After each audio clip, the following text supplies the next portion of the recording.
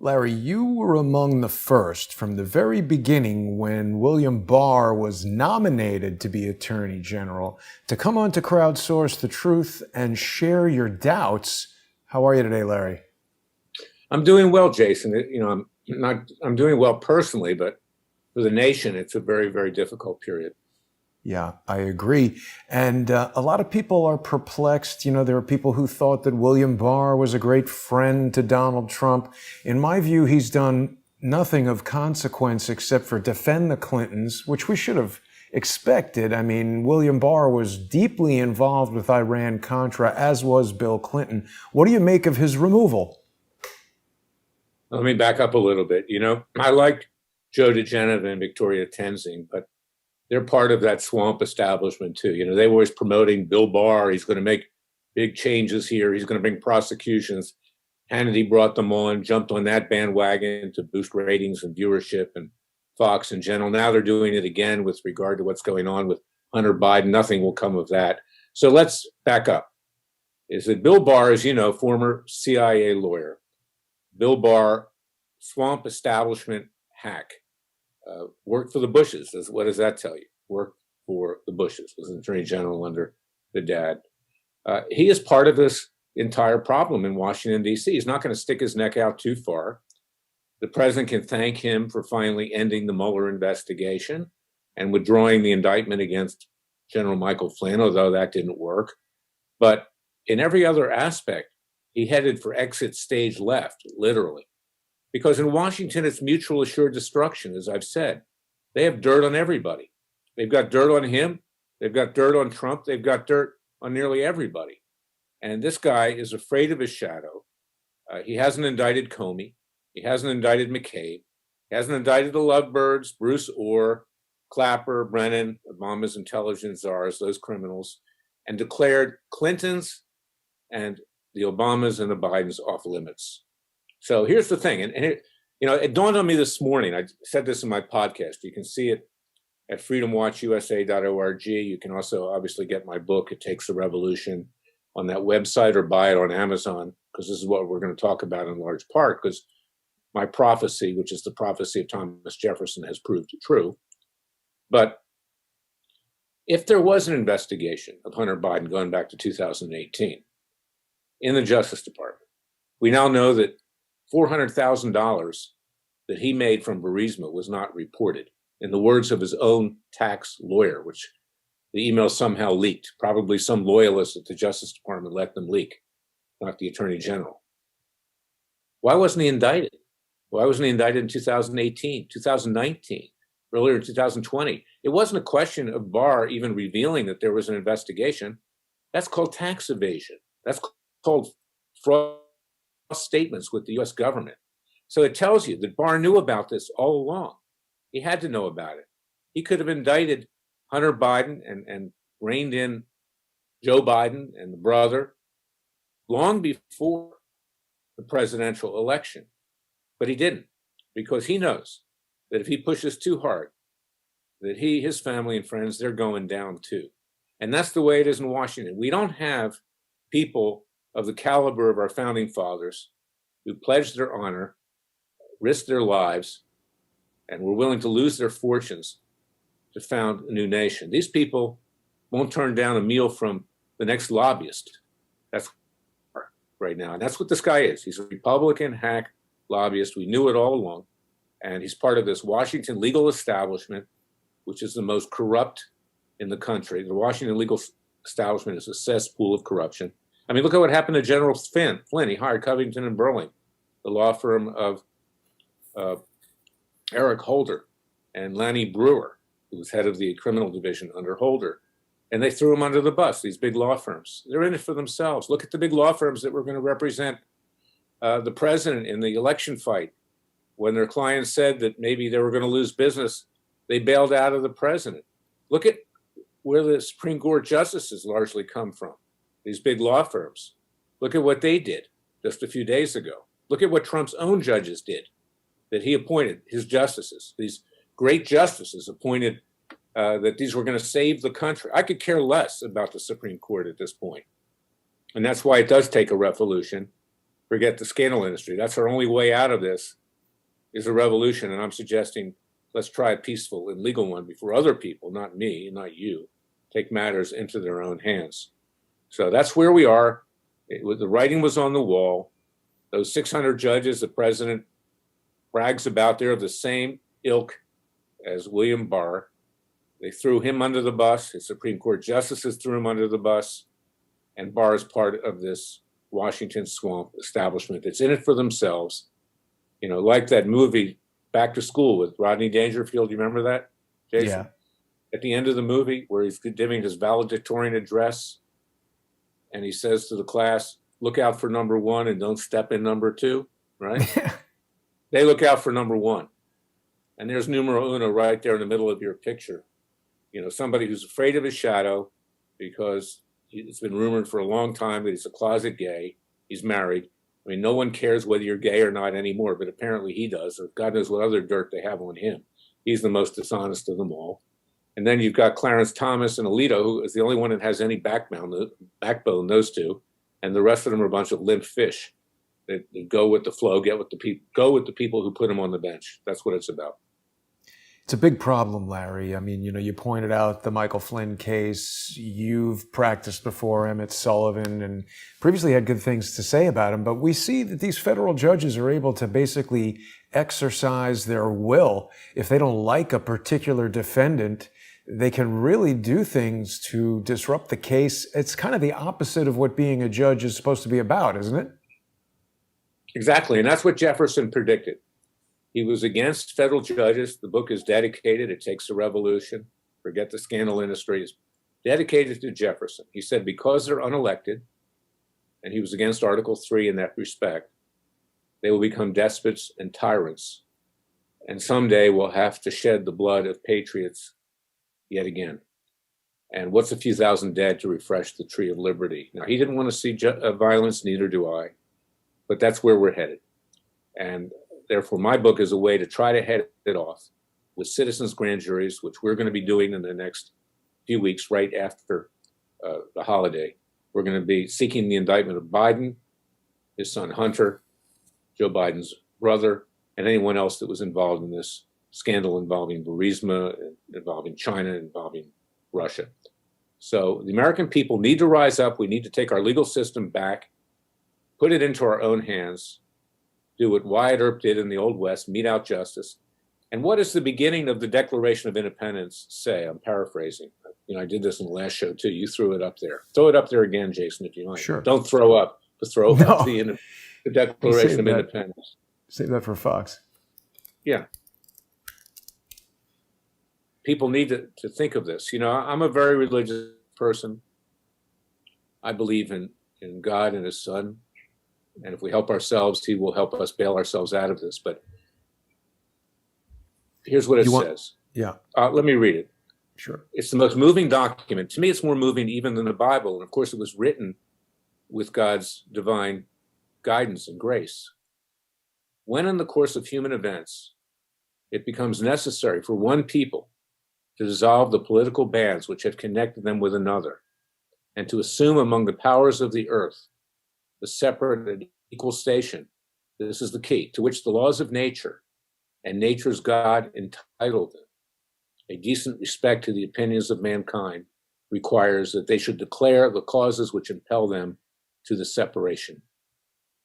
We hold these truths to be self-evident, that all men are created equal, that they are endowed by their Creator with certain unalienable rights, that among these are life, liberty, and the pursuit of happiness, that to secure these rights, governments are instituted among men, deriving their just powers from the consent of the governed, that whenever any form of government becomes destructive of these ends, it is the right of the people to alter or to abolish it, and to institute new government, laying its foundation on such principles and organizing its powers in such form as to them shall seem most likely to affect their safety and happiness. I mean, more beautiful words have never been written.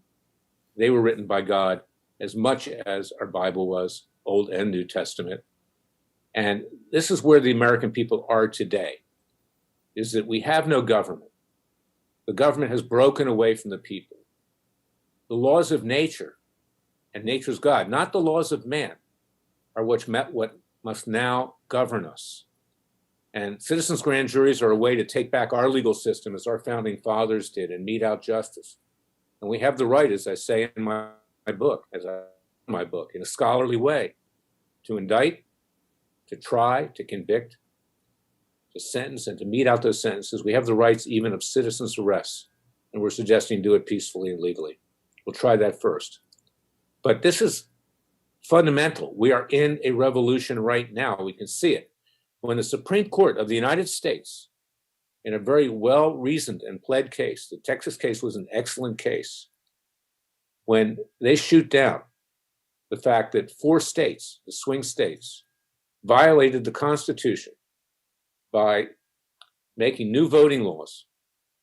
And it wasn't even a question of fraud. They made new voting laws and violated it and disenfranchised the voters of Texas who voted for the president, President Trump. There's clearly standing there. And the president's own justices that he crowed about, that were put in by lobbyists and others who promoted them with huge campaign contributions, they're bought and paid for. When they stab the president in the back and throw him overboard for their own selves, and we can hypothesize why that was the case, much like Attorney General Barr has done. Thank God he's gone. But it doesn't matter. It's too late now. But Gorsuch, Kavanaugh, Barrett, when the American people see they have no protector in the highest court of the land, then they must take matters into their own hands to return this country to the vision and conception of our founding fathers. And that's where we are right now. It's as simple as that. You won't hear it on Fox. You'll hear it on Crowdsource the Truth. You'll hear it on Larry Klayman's podcast and radio show on Radio America, which you can get at radioamerica.com. You'll read about it in my book. It takes a revolution. But, you know, Fox is off right now promoting the latest scandal. Nothing's going to happen with regard to Hunter Biden as far as the Justice Department is concerned. That's controlled by Biden now. I mean, that's a joke. As far as Barr and his lackey up there in Connecticut, Durham, they did nothing. Zero. And as I just pointed out, they're not going to do anything in the future. Durham's not going to. They're looking out for themselves, like the justices of the Supreme Court. If the Larry? That they might have felt that they might have been killed. Some of them might have been killed. Or maybe Roberts twisted their arms saying, you have to do this so the Democrats don't pack the court if they can assume control of the Senate. Or maybe it was just a question of being part of this Washington club where everybody is fat, happy, and rich at the expense of the rest of the United States. And we're all part of this club. It doesn't matter whether you're Democrat, Republican, or whatever. But for whatever reason, Jefferson was right, is that they became despots and tyrants. And that's why a chapter of my book, you know, is subtitled, figuratively speaking, with the federal judges, first to the guillotines, because that's where they should go, figuratively. I'm not saying hurt any of them. Don't do that. Yeah, But we got to clarify, Larry. When you're talking about revolution, you're referring to taking the justice system into our own hands. And when you previously conducted a citizens' grand jury, I don't think I realized at the time the importance of it. It's not just about declaring an indictment against somebody. We're actually creating legally admissible evidence, affidavits, statements, testimony. And by bringing it to the Justice Department, by doing these types of exercises, we're not only educating the general public, we're really pointing out where the deficiencies lie. They've had this Hunter Biden laptop for months. They're doing nothing. There's that too. But Jason, I'm also saying, and this will be in the reprint of my book, because we weren't this far gone when I wrote it a few months ago. But just what the Declaration of Independence says, we need to alter or abolish our form of government and form a new one. And we have the right to do that. And I'm saying, suppose, for instance, that we said we're taking our new government back to Independence Hall in Philadelphia. Let's squeeze the radical, crazy leftists out of Philadelphia and do that peacefully. And suppose we're going to nominate our George Washington and our cabinet, and we're going to say, these people now govern what we do. You know, we're not violent. We're not going to do anything to you. You want to come and get us, come and get us. But we don't recognize your government anymore because we don't have a government. And that's what our founding fathers did.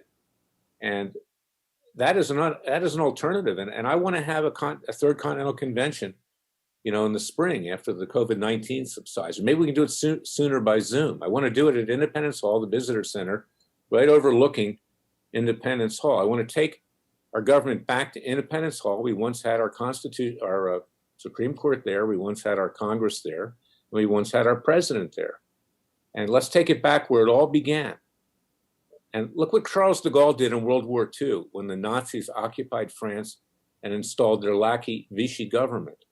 He ran the real government of France from London. De Gaulle was one of the greatest leaders in world history. And he did that. Americans sometimes didn't like him because he stood up for the people of France, just like Trump did, and like I do, and like you do. But this was a tremendous world leader. He actually saved Israel, in the war in 1948 and in 73. It wasn't the United States. 67, rather.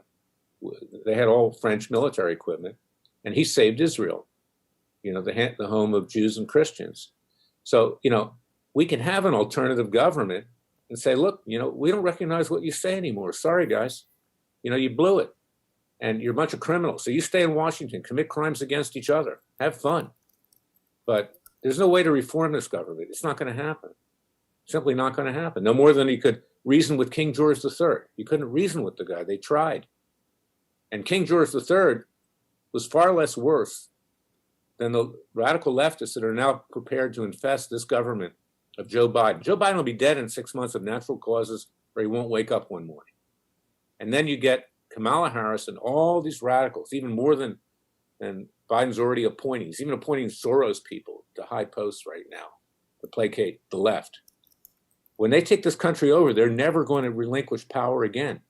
They're going to use the Justice Department. They're going to use the IRS to try to destroy conservatives, people of faith, and anybody that opposes them. And right now, we have to think about ourselves. And that's why we have a Second Amendment. And it's why there's a right to commission militias in that Second Amendment, not to do it offensively, but to protect yourself, not to hurt other people, but to protect yourself.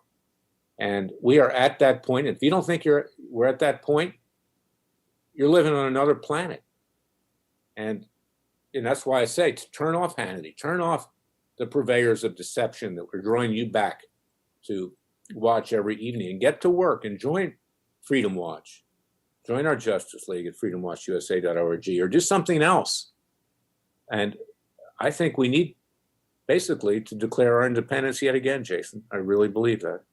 Well, Larry, along those lines, there's a lot of people who have been talking about how some of the Republican electors in the states that have been contested still have an opportunity to present a legal challenge. I'm not suggesting that this is likely to succeed, but it is a legal pathway along the lines of what you're saying to reject the government that the Associated Press tells us from the moment they announced Joe Biden was the presumptive president-elect to even now. They're saying these alternate electors, these challenged electoral votes won't change the presidential outcome. Isn't there an opportunity where the vice president has to agree with the electors and all that? What are we looking at from a legal standpoint if Pence decides to go with the Republican electors? I don't think that it's decided in the House of Representatives, not in the Senate. Oh. I'm not an expert on how the electors work, but I can tell you this, is that the dynamics, the body politic, are not going to result in Donald Trump becoming president of the United States for the next term. And I think people know reality. Trump will be a mouthpiece for the next 4 years. He will not run again as a Republican. That's not going to happen. The Republican Party threw him under the bus. Mitch McConnell yesterday declared Biden the victor, called him the president-elect. You know who Mitch McConnell is? He's a sleazy slimeball. He's a slimeball. When I was at Judicial Watch and I triggered the Chinagate scandal, with Ron Brown and the Commerce Department, that's what triggered it.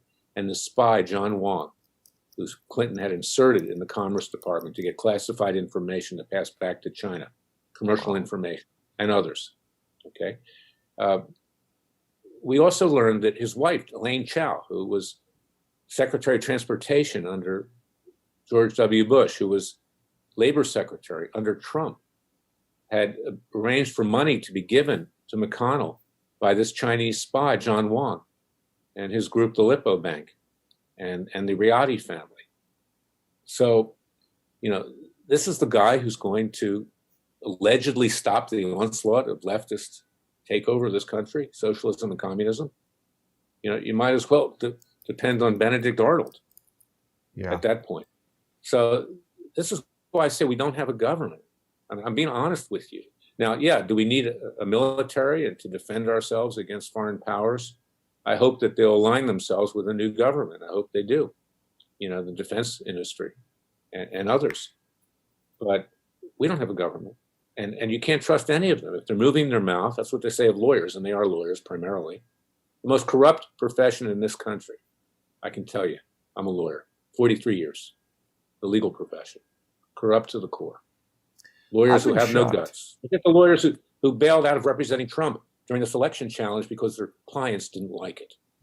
These are not people of the mettle of our founding fathers. And as far as Giuliani and Sidney Powell, they didn't do a terribly competent job, but I'll tell you something, even if they had, they would have lost. Didn't matter. They could have had the best case ever. And Ken Paxton from Texas did have a great case, the attorney general there. These judges weren't going to back up the president because they're corrupt and they're compromised and they're in it for themselves. They're not in it for the American people. They got there through campaign contributions and other perks, other gratuities. That's just one example. One judge from Rhode Island, a buddy of Sheldon Whitehouse, who, as I've said, I call Sheldon Outhouse. You saw him during the confirmation hearings of Kavanaugh and Barrett. Disgraceful human being. Rhode Island, a mafia-infested state, where years ago, the governor or the mayor, I forget which, was arrested by the CIA, throwing away his bribe because he was drunk in a trash can. Okay. Well, didn't he also beat somebody over the head with a log or something like that? That may have been somebody else. I don't know. Or maybe the same person. I had a case up there years ago where it got stuck in the courts. I had to use creative means because it was against a big corporate interest that had headquarters in Rhode Island. But to make the long story short, Sheldon, do it to me, Sheldon. Okay, from Harry Met Sally fame. He's doing it to the country. And one of his lackeys that he got on the court up there in Rhode Island paid $500,000 in contributions to get his judgeship. Another judge in Washington, D.C., Randolph Moss, I've been up against, Obama appointee, $38,000 with more bundled from Wilmer Hale, the law firm of Robert Mueller. He was a partner there. And then they got another one of their judges on the bench, Dabney Friedrich, a Trump judge, with campaign contributions as well. So they have bookends. A Obama judge, a Trump judge. Great for, selling client services. Here we are. We've got judges in our pocket on the D.C. bench, okay? And Moss and Friedrich, I've got their cases up on appeal right now. I mean, they're not honest judges. And this is what we have. And Trump, tried to sell, we got 600 great judges, Trump judges, we see how great they are. They just stabbed you in the back, not just the Supreme Court, but the lower court judges too. They were in it for themselves, So he's not going to rise. I mean, Trump, we thank him for what he did. He can play a role. I hope he buys a TV station and wipes out Fox and Newsmax. Newsmax is run by Chris Ruddy, who, gave $1 million to the Clinton Foundation. So all of a sudden he's the Trump cable network. But believe me, it's most likely he'll be giving money to Biden to ingratiate himself with Biden because that's who he is. He's two-faced. Trump maybe can do a service if he started a television cable network, but Republicans will never allow him to run for president again. And I think that's why he's been timid too, because I think he knows that the forces out there, both Democrat and Republican, can do a number on his family and on him. And at this point, enough is enough. And as Popeye used to say, enough is too much. So, why did he take so long to fire Barr? I mean, it was just a cosmetic firing because he was upset. But he never had anybody in there that would do the job. And he had the power all along. Popeye used to say, that's all I can stands and I can't stands no more. You're right. And that's where we are right now. Good point. But let me ask you this, Larry, because it is a concern. There's just been so much chatter about prosecuting Trump. But for what? They don't need to. They make it up. That's all I have to do. Make it up. Doesn't matter. And just to put you through the process can destroy you, get you indicted, make you defend yourself. Now, look, and to be honest, Trump is not a Boy Scout.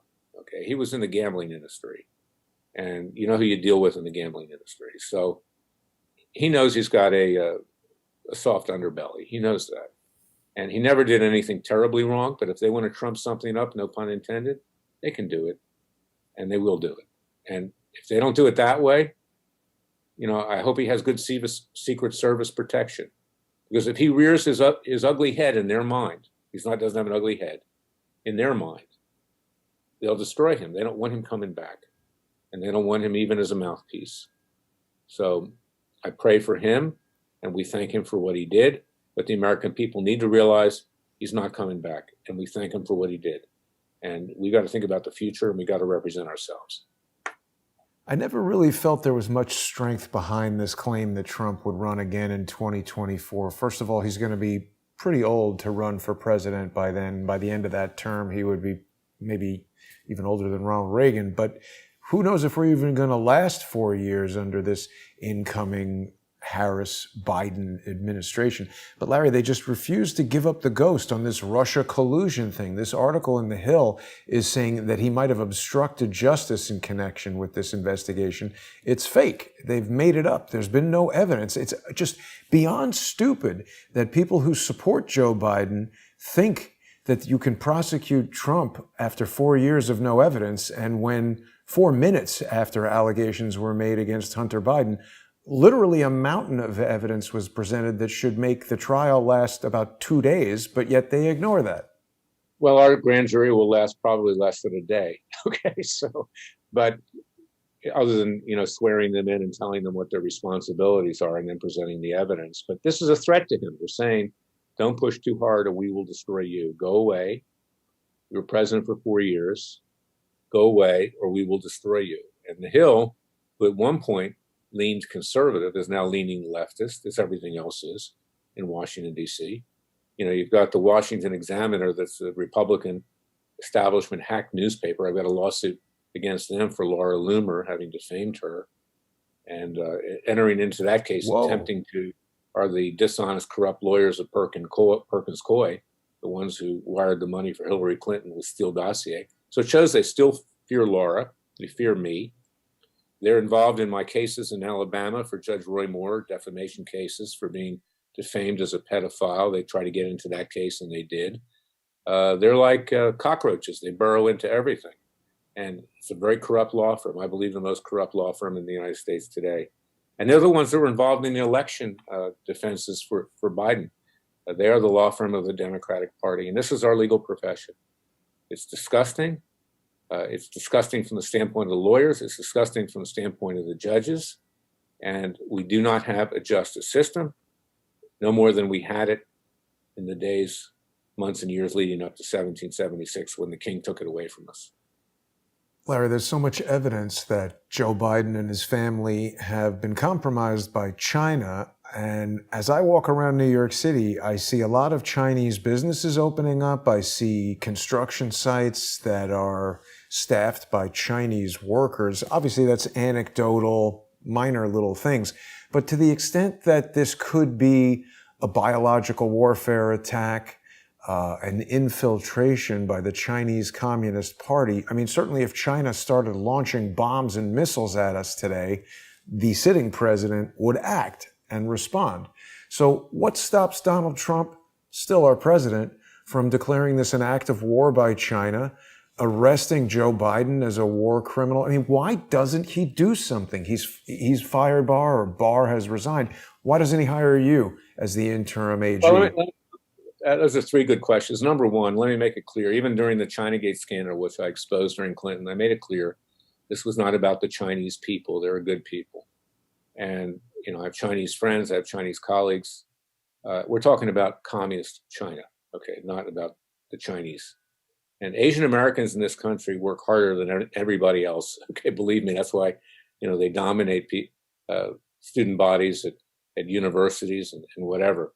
But we need to keep the Chi-Coms out, okay? And we need to do a better job in that.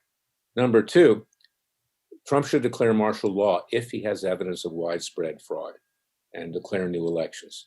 He owes that not just to himself, but to the American people before these people who Communist China has burrowed into take control of our country.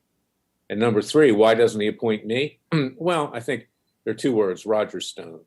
Roger undoubtedly defamed me.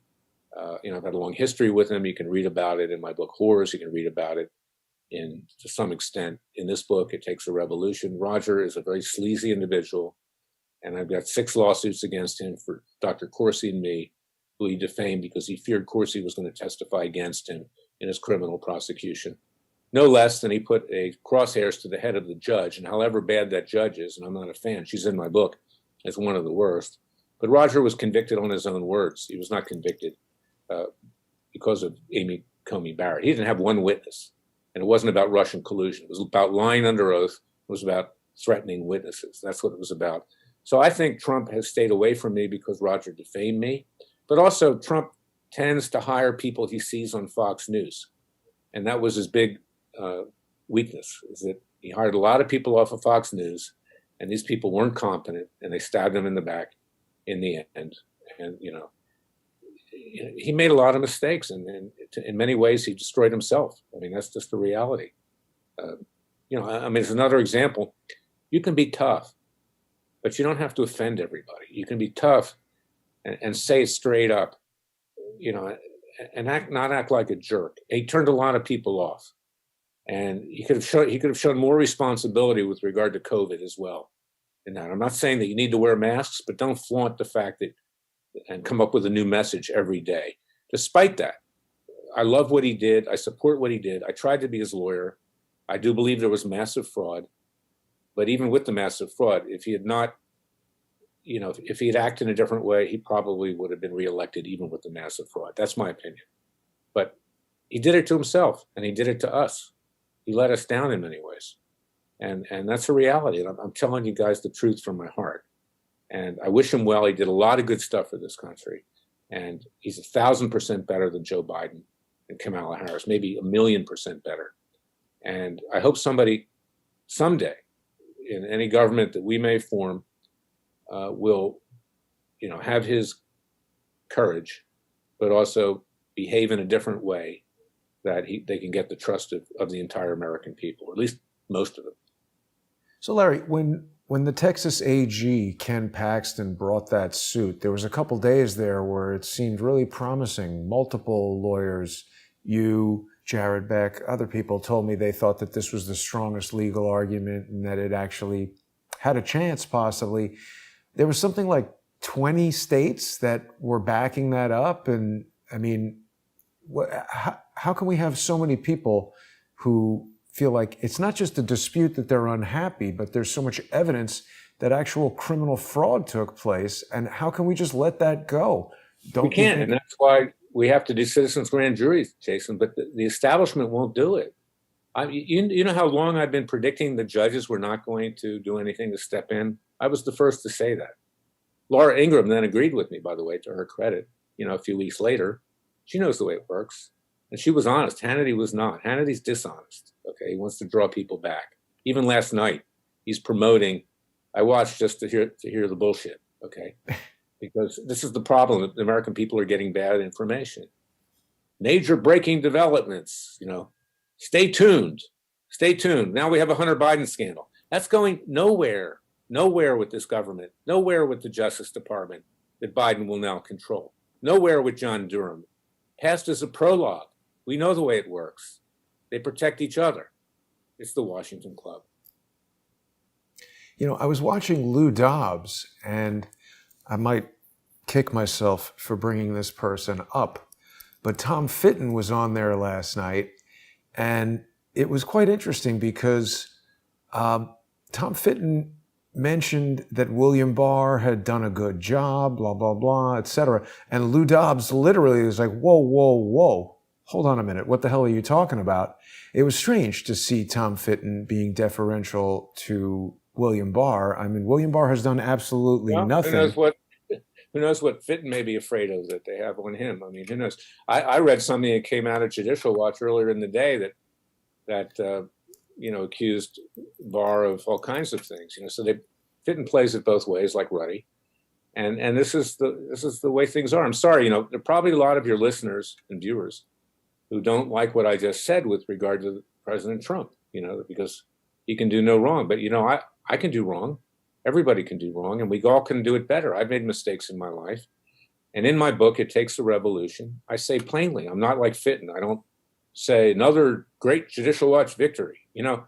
Victory is not getting documents and doing nothing with them other than going on Fox News. You can take the documents and shove them where, okay, or hang them on the wall, okay?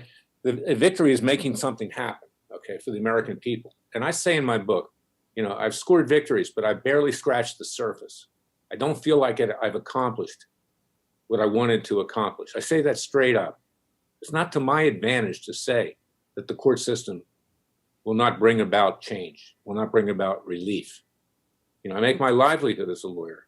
I'm retaliated against bar associations for exposing the corruption in the legal profession and the left. The DC bar is corrupt to the core, top to bottom. They're nearly all of them, big Clinton, Obama supporters. They all gave huge money. Nobody gave money to a Republican, any of the hierarchy. None. They have communists sitting on bar committees, that are trying to judge me and recommendations. Corrupt to the core. 4 bar presidents and an associate bar counsel filed a complaint against Barr. I don't even like the guy, for comments he made on Fox and for withdrawing the indictment of Flynn. 4 DC bar presidents, leftists. A communist law professor with 16 others filed a complaint against Kellyanne Conway for remarks she made on MSNBC. Yet, David Kendall gets off scot-free when he helped Hillary destroy 33,000 emails of Williams and Connolly, the Clintons' law firm. So in every sector of society, there is a full court press by the left to destroy conservatives, people of faith, and libertarians.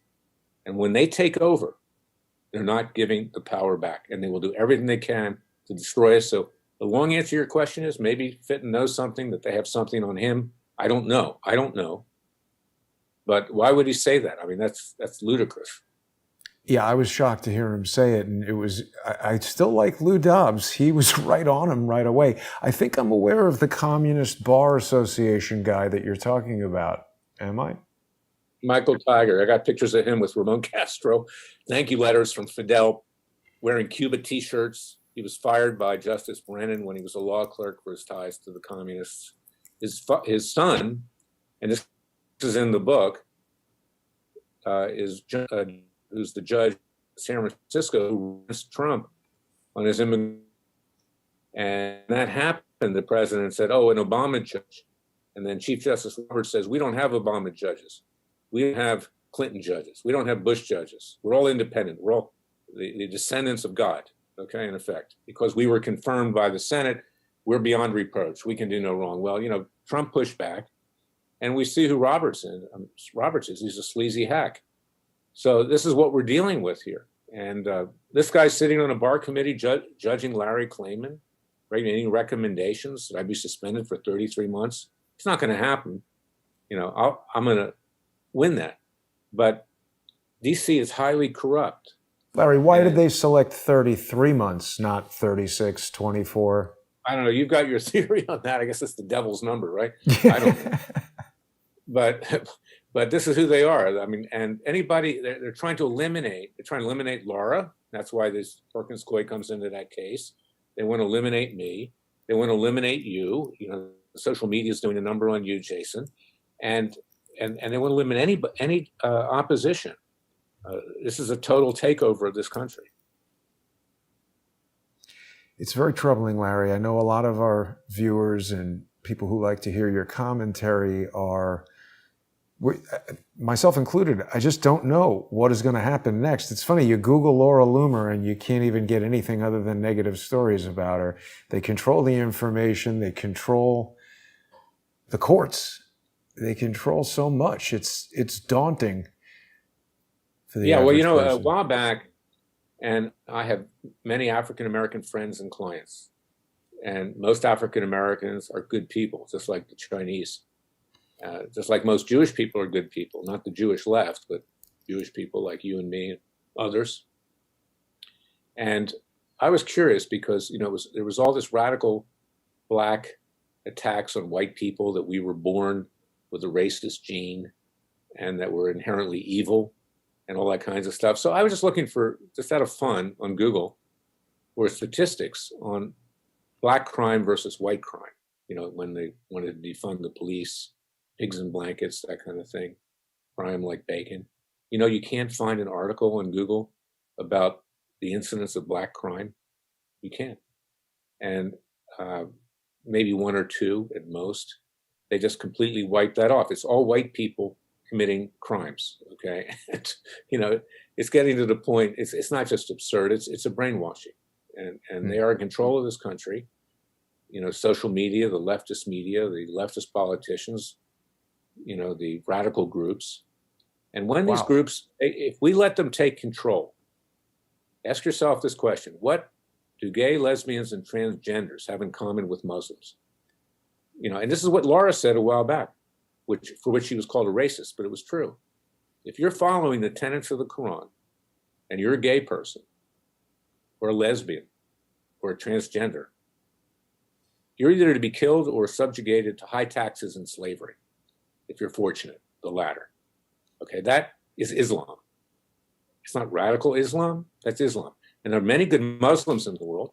They're no longer Muslims, they quit. I know some of them, they're my clients. And, you know, and then, you know, for making, and then she was assaulted by Rashida Tlaib when she was just simply asking questions about what her policy was going to be vis-a-vis Israel. We brought a case for that. We went in front of a judge in Minnesota who dismissed the case. We still can bring it, but, you know, good luck with the next judge. It's the same thing. And then we had a judge down in Fort Lauderdale, it's in my book, in Palm Beach, named Roy Altman, an appointment of Donald Trump, who threw out two of Laura's cases before the complaint was even served, when he just read it off the internet. And those cases, you know, I mean, this is what they do. They're afraid of their shadow. And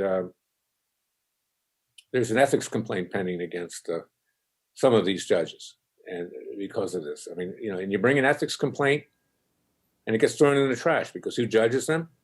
Other judges. So there, by the grace of God, go thee. Well, Larry, what about the bias in the media here? They're dismissing what happened to Laura as a phone-grabbing incident. We've seen people's lives ruined in the media over calling somebody a name. Here, we've got, you know, she grabbed the phone. It was assault, but somehow she's allowed to do that. Yeah, assault is being put in fear of immediate bodily injury and death. If you look at that video surrounding Laura at the time, Laura's a very brave woman. We're all radical Muslims, including Ilham Omar, but she also has gone in. Bookstores seen vile anti-Semitic books, you know, about how to annihilate the Jewish people again. And, you know, she went into there. So when Tlaib went after her, she feared for her life, you know, in terms of being mugged by everybody. So yes, it was a valid assault. Judge didn't dismiss it on the merits. He came up with some technical BS to do it. He didn't want it. And he said we didn't have a federal claim. We brought a civil rights claim. You know, claim. Well, of course, Keith Ellison is the attorney general there in Minnesota, so the likelihood of it actually going anywhere is low. You know what these judges do? And Trump's, he fell victim to it as well. And this is their excuse. There's a case, and I talk about it in my book, It Takes a Revolution, which you can get on Amazon and elsewhere. There's a case called Bell Atlantic versus Twombly, where the Supreme Court wrote in dicta, I've said this before, that if a complaint has any plausibility at all, you have to let it go forward to discovery and then to a jury. You know, if you can make any prima facie showing that you have a case. These federal judges have perverted that case, Supreme Court case, saying that they get to decide what's plausible or not. Not if there's any degree of plausibility, but they're going to make the ultimate decision. And they take the case away from the jury. And that is a fundamental tenet of American jurisprudence. That's one of the brilliant strokes of our founding fathers, was to give us a right to a jury trial in civil lawsuits. Not just in ancient England, you only had a jury trial for homicide cases, murder cases. And they're taking it away from the jury, and they get to decide. And I've had several Trump judges throw cases out because it wasn't plausible, including Laura's case that I brought for a violation of the antitrust laws by Google, YouTube, Instagram, Facebook, Apple, and others. And this case is very similar to the case just brought by the Antitrust Division just a few days ago against Facebook. And ask yourself this, Jason. Why did Barr wait until Trump lost until to bring this case? This could have changed the whole scope of the coverage in the days leading up to the presidential election. I believe that Barr wanted Trump to lose. Absolutely. You know, he did his thing. He stopped the Mueller investigation. Did he though, Larry? I mean, did he really? That investigation had no evidence behind it whatsoever. That was a big show to waste a lot of time and smear Trump and... Yeah, no, I agree. It would have gone by the wayside anyway, and it went on far too long. But and did he really help Flynn? I mean, he basically just did something that made it look like he was helping Flynn, but Sullivan was still able to pretty effectively abuse the general. And not to redirect, but let's talk about that for a second. You've had a lot of interaction with Emmett Sullivan in prior cases. What do you think about the ultimate outcome of the Michael Flynn trial? I'm glad that the general got pardoned. And I think the general's a good man. I think he made a mistake. You know, he should have been more candid with the FBI, but it wasn't, you know, material misrepresentation. He was set up. His constitutional rights were violated. He shouldn't have entered into a $500,000 contract with the government of Turkey, which is run by a radical Erdogan. It was not smart. You know, at a time that, you know, he was about to become an advisor to Trump. It wasn't smart. And, you know, a lot of these military people, you know, they never made any money. They want to make some money, and he made a mistake. But he's a good man. He's a patriot, and I'm glad that, you know, he's not going to be prosecuted, and I'm happy about that. But as far as Sullivan is concerned, he's not the villain that people think he is. He's somebody who he felt he was toyed with. You know, the lawyers at Covington and Burling, law firm of Eric Holder and Lanny Brewer, former head of the criminal division and attorney general, they set him up. And they had him plead. They told him he was going to get, you know, in effect, a life sentence. You know, he's up there. Well, they threatened his son, too. They really manipulated him in a disgraceful way. They threw him under the bus. But Sullivan felt he was toyed with. He was played with because there were 2 guilty pleas. But is that it, Larry, or is Emmett Sullivan? I mean, he refers to Eric Holder as Eric in some communication that was released. There seems to be a very close relationship there. You know, in my book, I called Judge Lambert the best of the worst. Okay, I would say that Sullivan's the best of the worst of the Obama and Clinton judges. But no, he's a partisan, and I think he's gone off the rails in recent years. I think he's just lost it. You know, I do agree. Who was the judge that had the funny lamp? Was that Lamberth or Leon? The funny what? There was one judge, I came to one of the Corsi hearings, and the judge had like a weird little Tiffany lamp on his bench, and then that's Leon. Yeah, Leon is very good. He ran out of the room. You said like one thing, and he practically ran away. Well, he was frightened. You know, he made a very courageous decision at first, 2 of them, preliminary injunctions against the National Security Agency after Snowden revealed the mass surveillance, and then, whether it was true or not, and I don't want to discuss who this is, but I got information that he had been surveilled himself, and I think they threatened him. And then I asked him, because he wouldn't let the case go forward after that, and dismissed it. And I said, Your Honor, you got to let us take discovery. You can take discovery. Do it in camera. You've got a high secret security clearance. But I think they got to him. And I asked him, I said, have you had, after he dismissed the case, have you had ex parte, meaning, you know, behind closed doors, communications with the intel agencies? I asked him 2 or 3 times. He would not answer. And then in a very snide decision denying my motion for reconsideration, he basically just said I was a conspiracy theorist. Didn't answer the question. So yeah, they got to him. And sometimes I see him in the hallway and he looks at me in a very defensive way and says, hello, Mr. Klayman, you know, doesn't want to look at me. He knows what he did was wrong. And I think he's been threatened too. And he's afraid they're going to destroy him. Look, he's a senior judge. You know, he probably feels he doesn't need the aggravation, but that's not right because you have to stand up for the American people. And, you know, Larry, just to fuel these conspiracy theories, there are a lot of people who have observed this very conspicuous, oddly upturned eyebrow style. And as we look around at some of these different cases and see who sports that, perhaps it's a coincidence, but it just seems remarkably weird. Who's that on the right? Michael Aquino. Michael Aquino is a former, I think he was a U.S. Army general or an Air Force general who created a satanic religion called the Temple of Set. And I think the Army was aware of that. Yeah, Temple of Set. And he was involved in this whole scandal at some military base in California. He allegedly died, I think, earlier this year, but he is a super weird guy. Well, you know, Jason, we got 10 minutes, but I'll tell you something. I believe Jesus has come to me twice. I know you're Jewish, I'm Messianic, I'm a Jewish Christian, okay, in difficult times in my life. And he said to me, second to last time he came to me, it's a difficult time in my life. And I had just lost a case for a client that I cared about.